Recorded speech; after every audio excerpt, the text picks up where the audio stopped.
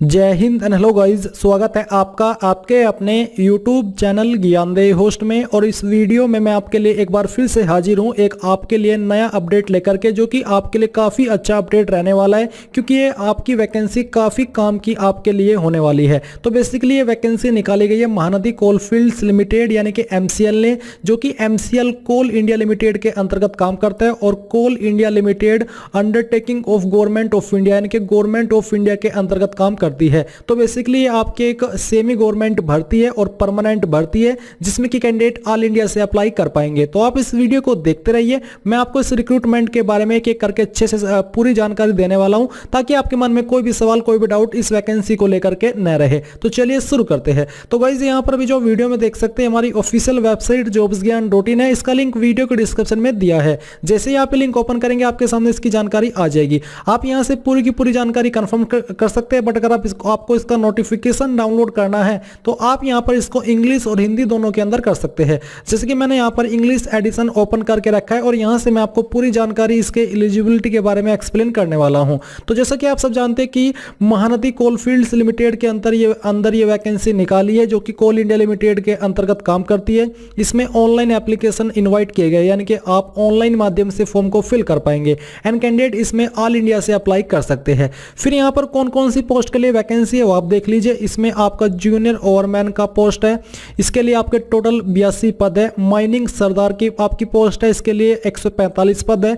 और सर्वेवर के लिए आपके 68 पद है। कौन सी पोस्ट पर क्या सैलरी मिलेगी वो भी आप यहां पर चेक कर सकते हैं। जूनियर ओवरमैन माइनिंग सरदार पर आपको सेम सैलरी पर मंथ दी जाएगी, बट जो आपकी सर्वेवर की पोस्ट है इस पर आपको 34,391 रुपए पर मंथ दिए जाएंगे। अब ये तो ही आपकी वैकेंसी डिटेल और सैलरी की जानकारी। अब हम बात करेंगे आपके यहाँ पर क्वालिफिकेशन की जानकारी के बाद में के बारे में। तो यहाँ पर जो आपकी पहली पोस्ट है जूनियर ओवरमैन T&S ग्रेड C, इस पर अप्लाई करने के लिए आपसे जो क्वालिफिकेशन मांगी है, तो फर्स्ट क्वालिफिकेशन है कि आपके पास डिप्लोमा होना चाहिए। नाउ गाइज मैं आपको बताना चाहूंगा SK बुक्स रीजनिंग के बारे में, जो कि हिंदी और इंग्लिश दोनों के अंदर अवेलेबल है। और इस बुक को पब्लिश किया गया है Shri Krishna publisher private limited, जो कि इंडिया की one of biggest book publication company है, जिसके द्वारा बेहतरीन बुक पब्लिश की जाती है, जहां पर आपको सभी जानकारी बहुत ही अच्छे से दी जाती है। एंड अगर मेनली बात करें इस बुक की, तो इस बुक के अंदर आपको क्या क्या देखने को मिलेगा वो आप लोग जान लीजिए। इसमें आपको वर्बल, नॉन वर्बल और लॉजिक का कंप्लीट और कॉम्प्रिहेंसिव कलेक्शन मिलेगा।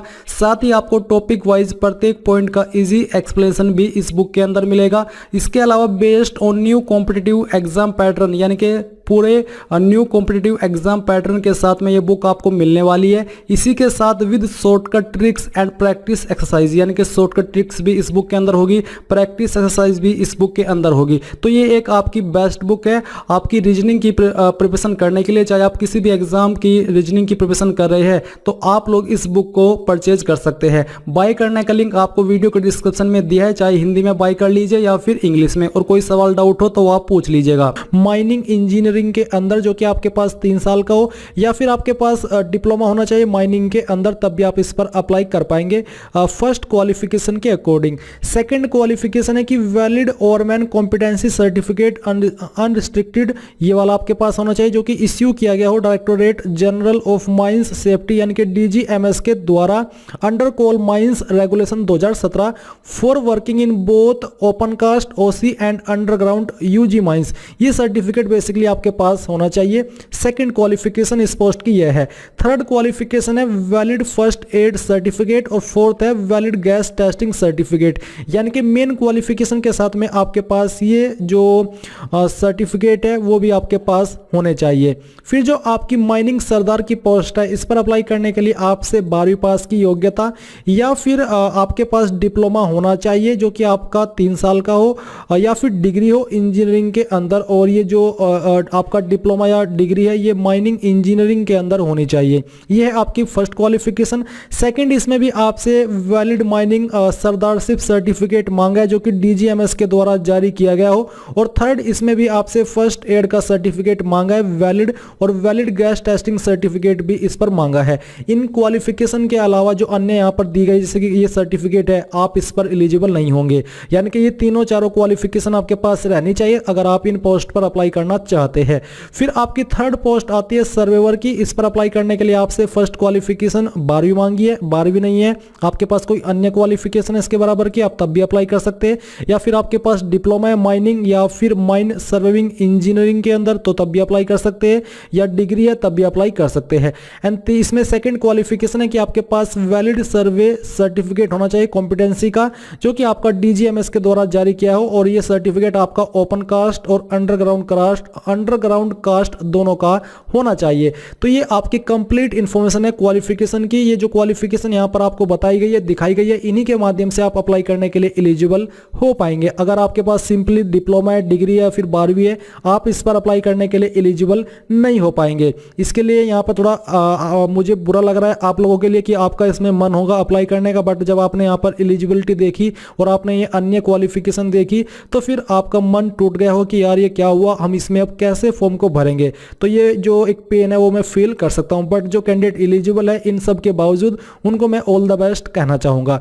अब यहाँ पर जो एज लिमिट है वो भी देख लीजिए। एज आपकी 23 जनवरी 2023 तक काउंट की जाएगी, जिसमें कि आपकी एज लिमिट मिनिमम 18 साल है और मैक्सिमम 30 साल है। ये बात हो रही है जनरल कैटेगरी कैंडिडेट के लिए, क्योंकि गवर्नमेंट रूल्स के अकॉर्डिंग SC/ST कैंडिडेट को 5 साल की और OBC को 3 साल की यहाँ पर छूट दी जाएगी। आप यहाँ पर देख सकते हैं।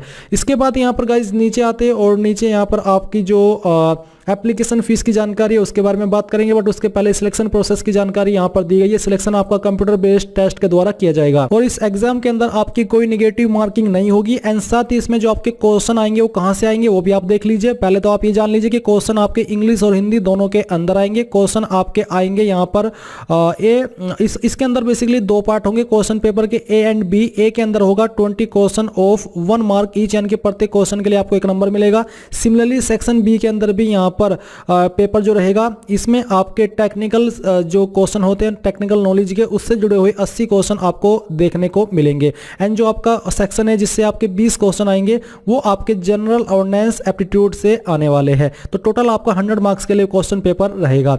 इसमें यहाँ पर किस कैटेगरी को कितने नंबर क्वालिफाइंग मार्क्स के रूप में लाने हैं वो आप यहाँ पर देख लीजिए। तो ये आपने यहाँ पर इसके बारे में जाना कि आपका पैटर्न क्या रहेगा, टेस्ट सिटीज आपकी कौन सी रहेगी, उसके बारे में यहाँ पर आपको इन्होंने इस बारे में जानकारी दी गई है। आप यहां पर 3 टेस्ट सिटी चूज कर पाएंगे जब आप फॉर्म को फिल करेंगे उस वक्त में कि आप कौन सी सिटी को प्रेफरेंस देना चाहते हैं। अप्लाई करने के लिए जो यहां पर एप्लीकेशन फीस ली जाएगी वो बेसिकली 1180 रुपए ली जाएगी general, OBC, EWS category candidate से। एंड जो अन्य कैटेगरी बचती है उनके लिए जो एप्लीकेशन फीस है वो कुछ भी नहीं है, यानी कि वो फ्री में अप्लाई कर पाएंगे। तो गाइज यहां पर आपने इसके बारे में वो सभी जरूरी जानकारी जान ली है जो कि जानना जरूरी होता है किसी भी भर्ती का फॉर्म भरने के लिए। आई होप ये जानकारी आपको पसंद आई होगी। अगर आपका कोई सवाल कोई डाउट रह गया है तो आप कमेंट के माध्यम से पूछ लीजिएगा। एंड जो इंपोर्टेंट डेट्स है वो आपके सामने यहाँ पर दी गई है कि आप लोग इस फॉर्म को 3 जनवरी 2023 से लेकर के 23 जनवरी 2023 तक भर पाएंगे। अप्लाई लिंक एक्टिवेट होने पर मैं आपके लिए वीडियो बना दूंगा जिसको देख करके आप इस फॉर्म को भर पाएंगे। सो आई होप ये जानकारी आपको पसंद आई होगी। So thanks for watching. जय हिंद।